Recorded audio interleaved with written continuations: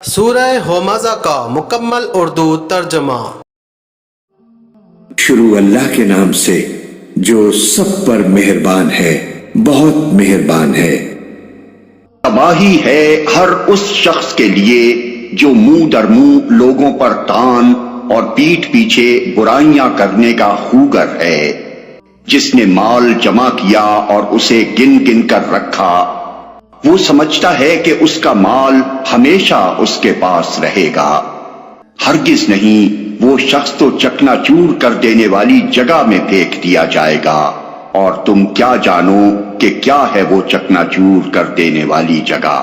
اللہ کی آگ خوب بھڑکائی ہوئی جو دلوں تک پہنچے گی، وہ ان پر ڈھانک کر بند کر دی جائے گی، اس حالت میں کہ وہ اونچے اونچے ستونوں میں گھرے ہوئے ہوں گے۔